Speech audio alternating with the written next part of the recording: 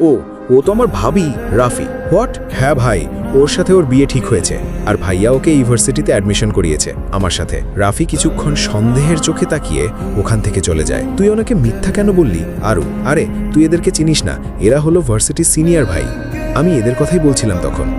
ওদের একটা গ্যাং আছে, তাদের একজন লিডার আছে আর তাদের লিডারের নাম রিহান। ভাই কি বলবো তোকে, লিডার ভাইকে দেখতে কি জোস, কিন্তু ভাইয়া তো কাউকে পাত্তাই দেয় না। তবে একবার একটা মেয়ে ভাইয়াকে প্রপোজ করেছিল, তারপর যে সে কি কাহিনী। তাই তো তোকে তাদের হাত থেকে রক্ষা করার জন্য আমার ভাইয়ের বউ বললাম। কেননা তাদের লিডার ভালো হলেও এই রাফি ভাই একদম মেয়েবাজ, যাকে দেখে তার সাথেই লাইন মারে। হ্যাঁ, বুঝতে পেরেছি, তোর অনেক বুদ্ধি আছে। যাই হোক, এখন তো ক্লাস শেষ, বাসায় যেতে হবে, নয়তো আম্মু চিন্তা করবে। কালকে দেখা হবে, আল্লাহ হাফিজ। ওকে আমার কিউট ভাবি মুচকি হাসে। বর্তমান আজকে সারাদিনের ঘটনা বাসায় এসে অরু তার মায়ের কাছে সবটাই বলল, শুধু সামিরার ভাবি ডাকাটা বাদে। কেননা সামিরা তো তখনই বলে দিয়েছিল ওকে সেফ রাখার জন্যই এমনটা বলেছিল, তাই এই বিষয়টা মায়ের কাছ থেকে চেপে গিয়েছে। রক্তিম আকাশ ধীরে ধীরে লাল লাল মেঘের আবরণের দেখা মেলে ঠিক সন্ধে হওয়ার আগ মুহূর্তে। ঠিক তখন জানি একাকিত্ব জীবন উপভোগ করতে অন্যরকম আনন্দ পাওয়া যায়। প্রতিদিনকে অভ্যেসের মতো অরুপিতা আজও নিজের একাকিত্ব প্রকাশ করতে আধো আধো সন্ধেবেলায় ছাদের এক কোণাতে দাঁড়িয়ে দূর আকাশে লালচে হাওয়া চাঁদটার দিক তাকিয়ে কিছুক্ষণ পর একটা দীর্ঘ নিঃশ্বাস ছাড়ে। কেন তার সাথে এমনটা হলো? সে তো নিশিকে খুবই ভালোবাসত, আর বাকি রইল নিজের সেই মানুষটা, তাকে তো তুলনাবিহীন ভালোবাসত আরু।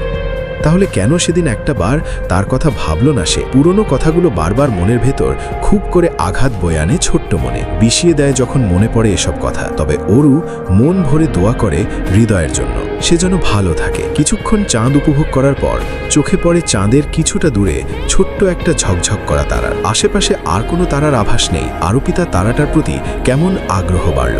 নিখুঁত চাউনিতে কিছুক্ষণ দেখল, তারপর আবারও একটা দীর্ঘ নিঃশ্বাস ফেলে সেখান থেকে চলে আসবে এমন সময় সামনে আরও একটা একই রকম তারা দেখে দাঁড়িয়ে যায়। পিছন ঘুরে আবারও আগের তারাটার দিকে তাকিয়ে সামনেরটার দিকে তাকায়।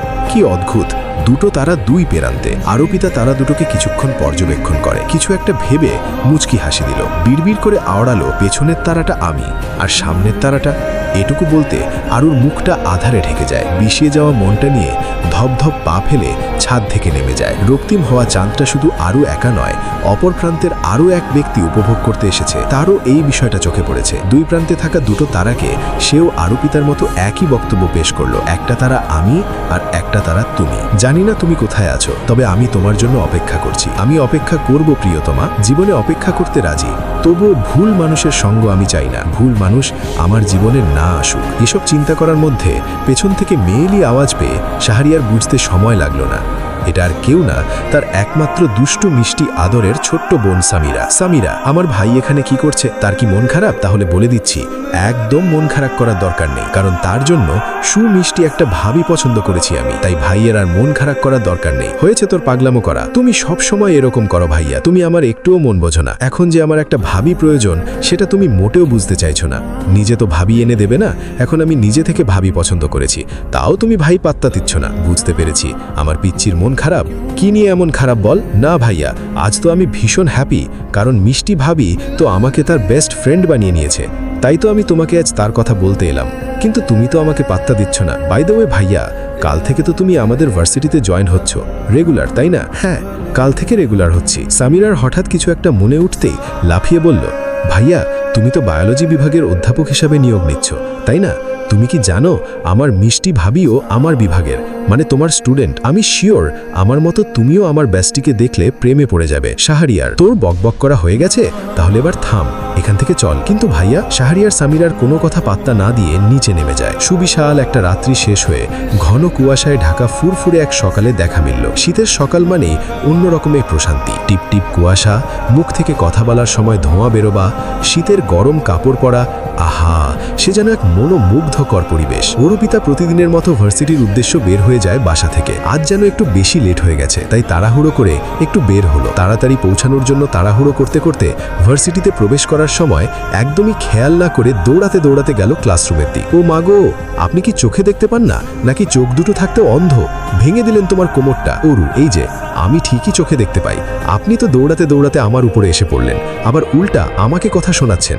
জানেন এর শাস্তি কি হতে পারে আপনার? আপনি কার গায়ে উপর পড়েছেন? অরু, আপনি কোথাকার ছাগল তা আমি কেন দেখতে যাব? আপনার দোষ যেমন আমার একটুও তেমন দোষ নেই। আমার তো লেট হচ্ছে বলে এইভাবে আসছিলাম, আপনি একটু দেখে চললেই তো হতো, তাহলে তো আর দুর্ঘটনা ঘটতো না। সামনে থাকা যুবকটি অরূপিকার এমন কথা শুনে চিবিয়ে চিবিয়ে বলল, রিহান আমি, আর তুমি আমার সাথে পাঙ্গা নিচ্ছ? জানো এর পরিণতি কি হতে পারে? অপেক্ষা করো, এর ফল তোমাকে ঠিকই বোঝাবো। অরু রিহানকে আর কিছু বলতে না দিয়ে ওখান থেকে দৌড়ে চলে যায়। রিহান তো মেয়েটার এমন কাণ্ড দেখে কিছুটা অবাক হয়, কারণ তার জানা মতে ভার্সিটির সবাই তাকে চেনে, ভয়ও পায়, তার সাথে কেউ কথা বলে না। আর এই মেয়েটা কিনা তাকে টক্কর দিয়ে কথা শুনিয়ে গেল। তবে এবার রিহানের মনে কেউ জায়গা করে নিতে পারবে, নাকি মনে ভালোবাসার আবেশ এসেও হারিয়ে যাবে? তাড়াহুড়োর মাঝে দুটো ক্লাস শেষ করে অরূপিতা ছুটল নতুন প্রফেসরের ক্লাসরুমে বায়োলজি সাবজেক্ট নিয়ে। কোনো মতেই নতুন প্রফেসরের ক্লাসে দেরি করতে চায় না সে। তাড়াতাড়ি আসায় প্রথম বেঞ্চেই জায়গা হলো তার আর সামিরার। ক্লাসে মোটামুটি সবাই উপস্থিত হওয়ার কিছুক্ষণ পর প্রফেসর ক্লাসে ঢুকে সবাইকে স্বাগত জানালো। সাথে সকল স্টুডেন্টরাও প্রফেসরকে সালাম জানিয়েছে, সাথে সবাই সবার নাম পরিচয়টাও করে নিয়েছে। ক্লাস চলার মাঝামাঝি সময় হঠাৎ শাহরিয়ারের মনোযোগ হলো প্রথম বেঞ্চের সামিরার পাশে বসা একটা মেয়েকে। এখন বললে ভুল হবে, প্রথম থেকেই লক্ষ্য করেছে। একদম চুপচাপ নিষ্পাপের মতো মেয়েটা, চেহারাও বেশ মায়া জড়িয়ে আছে। ক্লাসে আসার পর প্রত্যেকটা মেয়েই তার দিক আর চোখে তাকিয়েছে, শুধু এই মেয়েটা বাদে। তাই সে কৌতূহল বশত বেশ কয়েকবার সামনে বসে থাকা অরূপিতার দিক লক্ষ্য করেছে, মেয়েটা তার দিক তাকায় কিনা। তবে কি শাহরিয়ারও মনে ধরল অরূপিতাকে? কি হতে চলেছে তাদের তিনজনের জীবন ভবিষ্যতে? কে পাবে কে হারাবে এই ঠকে যাওয়া মেয়েটাকে? শীতের মুখরো পরিবেশ, গা ঝমঝমে ঠান্ডা, ব্যস্ত নগরী, ব্যস্ত শহর, ব্যস্ত প্রতিটি মানুষ নিজ কর্মক্ষেত্রে। দিনের পর দিন গায়ে খেটে শুধু অন্ন আহরণের জন্য। এই পৃথিবীতে যদি মানুষের অন্ন গ্রহণ করা না লাগতো, তাহলে হয়তো মানুষ শুয়ে বসে থাকত। কিন্তু অন্ন গ্রহণ করা মানুষের এক ঐশ্বরিক পত্রিকা। তাই তো ব্যস্ত নগরীতে যানজট পেরিয়ে যে যার কাজে বেরিয়ে পড়ছে। সময় স্রোত দুটাই বয়ে চলছে দ্রুত গতিতে। কিভাবে যে মানুষের জীবন থেকে দিনগুলো কেটে যাচ্ছে বুঝে ওঠা দায়। এই তো দেখতে দেখতে 4টে দিন কেটে গেছে। অরূপিতার সাথে সামিরার এখন ভীষণ ভাব জমেছে। জমবে নাই বা কেন? সামিরার যে আময়িক মিশুক ব্যবহার, তাতে ওর সাথে যে থাকবে তারই একটা ঘনিষ্ঠ বন্ধুত্ব সম্পর্ক তৈরি হবে। সামিরার তো এখন অরূপিতাকে ছাড়া ভার্সিটি চলেই না। এই তো সামিরা প্রত্যেক দিন ক্লাস করে, আর ক্লাসে কি করলো তার প্রিয় বেস্ট ফ্রেন্ডের সাথে সব বাসায় গিয়ে ওর মাকে, ভাই শাহরিয়াকে প্রত্যেক দিন অরূপিতার কথা বলে। আর সে কি বায়না? মায়ের কাছে তো নিত্যদিনের আবদার একটাই থাকে, সে তার বেস্ট ফ্রেন্ডকে তার ভাবি বানাতে চায়। এমন না এটা তার এখনকার ইচ্ছা, এটা যখন সামিরা অরূপিতাকে প্রথম দিন ভার্সিটিতে আসতে দেখেছিল তখনই মেয়েটাকে লক্ষ্য করেছিল। সুশীল ভদ্র ঘরের মেয়ে দেখে বোঝা যায়। প্রথম শাহরিয়া অরুর কথা তেমন পাত্তা না দিলেও ইদানিং নিজে থেকেই সামিরার কাছে প্রশ্ন করে অরুর বিষয়। সামিরার এটা খুব পছন্দ, তার ভাই অরুর কথা জিজ্ঞেস করে।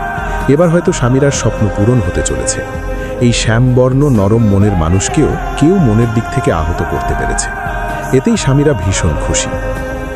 শীতের সকাল মানে ঘুম ঘুম মনোরম পরিবেশ। শীতের দিনে অরুর বিছানা থেকে উঠতেই মনে চায় না, কিন্তু কি আর করার, ভার্সিটিতে যেতেই হবে। তার উপর আজকে আবার নিউ ইয়ার উপলক্ষে ভার্সিটিতে প্রোগ্রামও আছে। তাই বাধ্য হয়ে কম্বলটা সরিয়ে ওয়াশরুমের দিক দৌড়। বেশ কিছু সময় হতেই অরুর ফোনে বুম বুম করে কল বেজে ওঠে। একবার কলের পর নেক্সট কল দিতে অরূপিতা ছুটে এসে ফোনটা তাড়াহুড়ো করে কানে ধরেই, সরি বেস্টু, রাগ করিস না, আমি এক্ষুনি চলে আসছি। সামিরার আর কি করার আছে? এটা নিত্যদিনেরই কথা। প্রত্যেক দিন অরু লেট করবে, সামিরা ফোন করলে সরি বলে মনটা গলিয়ে নেবে। তাই কিছু না বলে একটা লম্বা শ্বাস ছেড়ে কঠিন গলায় বলল, সামিরা, তোকে আজকে আর আমি ক্ষমা করব না। প্রতিদিন তোর এক বাণী শুনতে হয় আমাকে। তুই থাক তোর মতো, আমি আর তোকে ফোন দেব না। বাই, রাখছি। অরু, এই না, ফোনটা কাটিস না প্লিজ।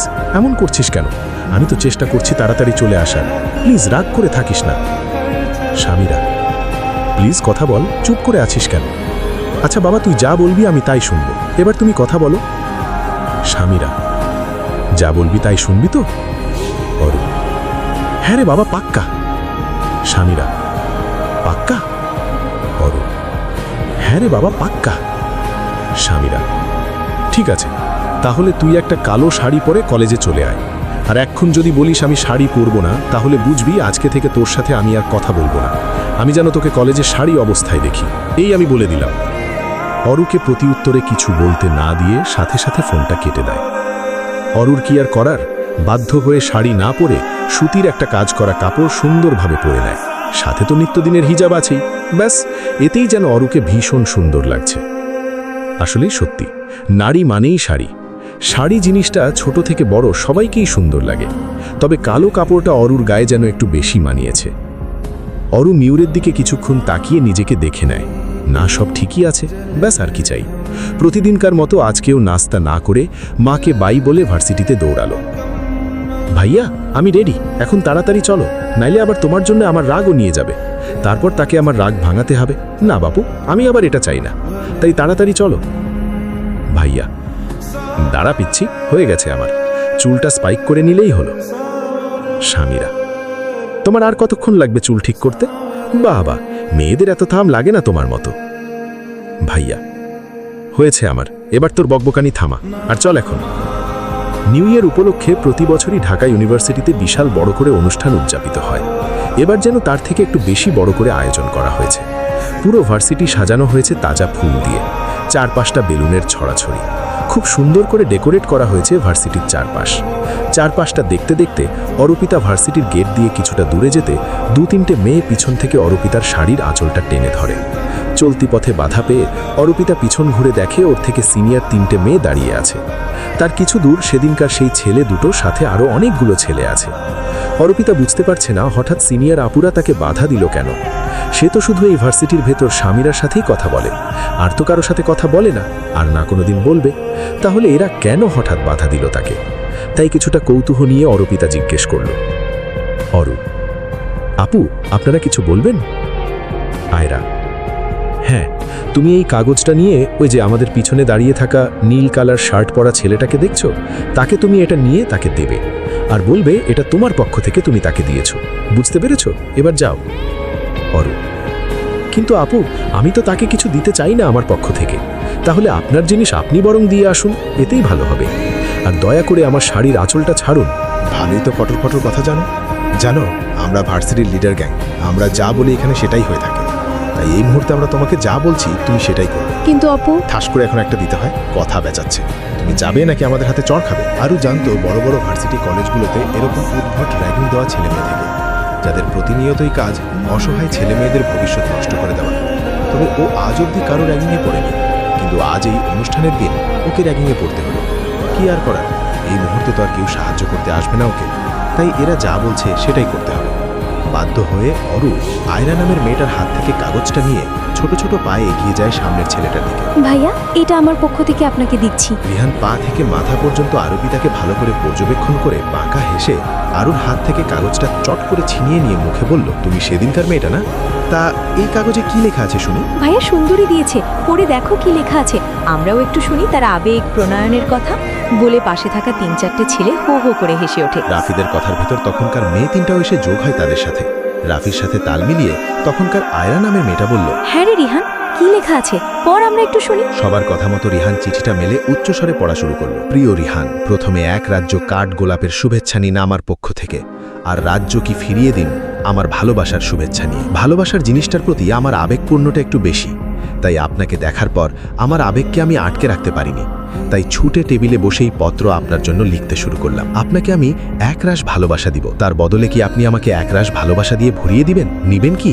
আপনার বউ করে ঘরে তুলে জীবনটা কি আপনার সাথে জড়াতে সাহায্য করবেন? আমি জানি না আবেগটা কতটা ফুটিয়ে তুলতে পেরেছি, তবে পত্রের থেকে আপনার প্রতি ভালোবাসাটা একরাশ বেশি আমার। তাই আপনার প্রতি আশা রাখছি আপনি আমাকে ফিরিয়ে দেবেন না। ইতি, প্রিয়তমা। রিহান চিঠিটা পড়ে বাঁকা হেসে সবার উদ্দেশ্য করে বলল, কিরে, এখন কি আমাকে অ্যাকসেপ্ট করে নেওয়া উচিত? রিহানের কথা শুনে সবাই ভূ ভূ করে হেসে উঠল। আরও প্রথম থেকে চিঠির সবটা শুনে তো শখের উপর শখ। সে যদি একবার বুঝতো চিঠিতে এমন কিছু লেখা আছে তাহলে কোনোদিনও দিত না। তাতে যদি একটা চর খেতে হতো সে তাও খেত, তারপরও দিত না। তার উপর তাদের এমন বিচ্ছিরি হাসি দেখে চিৎকার করে বলল, চুপ করুন আপনারা, এই চিঠি আমার না, আর না আমি নিজে থেকে দিয়েছি, তাই আমাকে নিয়ে হাসাহাসি বন্ধ করুন। ও লে লে লে লে লে, আসছে আমাদের নেকা রানী। রাফির কথা শুনে আবারও সবাই একসাথে উচ্চস্বরে হেসে উঠল। রিহান, তোরা থাম, একে আমার সেদিনই মনে ধরেছিল যেদিন একে আমি প্রথম দেখেছিলাম। বাট তোরা এখন থেকে আমার তেজি মরিচকে ভাবি বলে সম্বোধন করবি, ওকে? আর ভুলেও তার সাথে বেয়াদবি করার চেষ্টা করবি না। আপনাদের সাহস তো কম না, নিজেরা চিঠি দিতে বলে আবার নিজেরাই সবকিছু ডিসিশন নিয়ে নিয়েছেন। বুদ্ধিটা ভালোই ছিল, তবে আমার ক্ষেত্রে কাজ হবে না বলে যেই চলে যাবে তখনই রিহান পিছন থেকে আরুর হাতটা চেপে ধরে শাসিয়ে বলল, আমি রিহান, যা বলি তাই করি, আর এটা আমাদের রক্তের ধারা। আর এখন যখন বলেছি তুই আমার, মানে আমার, সেটা থেকে না তুই রেহাই পাবি আর না আমি তোকে রেহাই পেতে দেব। তাই চুপচাপ সব বিষয়ে রাজি হয়ে যা, তোর জন্য বিষয়টা ভালো হবে। আরও রিহানের এমন অসভ্যর মতো ব্যবহার দেখে ঠাস করে একটা চড় বসিয়ে দেয়। হঠাৎ করে কি হলো কারোই বোধগম্য হলো না। তাদের সবাই বুঝতে বুঝতে প্রায় 1 মিনিট সময় লাগলো।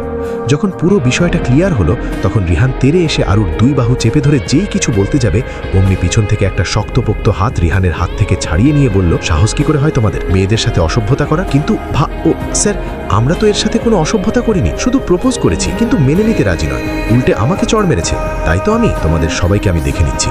আর রিহান, বিষয়টা তোর জন্য মোটেও ভালো নয়, তোকে আমি পরে দেখে নিচ্ছি বলে সামিরার সাথে অরুকে নিয়ে যায়। তোমার কোথাও লাগেনি তো? ওরা নিশ্চয়ই তোমাকে বকাঝকা করেছে ভীষণ। না স্যার, তেমনটা না। তো কেমনটা? অরু শাহরিয়ারের কথা শুনে নিজ থেকে ওর দিকে তাকায়। কি ম্যাম বলবেন? অরু আবারও অবাক চোখে তার প্রফেসরের দিক তাকায়। কখনো একলা চাঁদকে উপভোগ করেছো? সন্ধেবেলায় শেওলা গাছের কাছে কখনো একলা গিয়েছো? কখনো কি ঝিল গাছে উঠেছো? আজকের ভিডিও এখানেই শেষ করছি, কিন্তু আমাদের গল্প এখানেই শেষ নয়। ভিডিওটা যদি আপনার একটুও ভালো লেগে থাকে তাহলে একটা লাইক দিয়ে জানিয়ে দিন আপনি আমাদের সাথে আছেন। আপনার মতামতটা কমেন্টে লিখে যান, কারণ আপনার প্রতিটা কথা আমাদের জন্য খুবই মূল্যবান। আর যদি মনে হয় ভিডিওটা অন্য কারো উপকারে আসতে পারে তাহলে অবশ্যই শেয়ার করুন। আর হ্যাঁ, এখনও যদি আমাদের পরিবারে যুক্ত না হয়ে থাকেন তাহলে নিচের সাবস্ক্রাইব বাটনে ক্লিক করুন এবং পাশে থাকা বেল আইকনটি অন করে রাখুন, কারণ সামনে আসছে আরও দারুণ, আরও বিশেষ কিছু। আপনাদের ভালোবাসাই আমাদের অনুপ্রেরণা। দেখা হবে খুব শিগগিরই নতুন আরেকটি ভিডিওতে।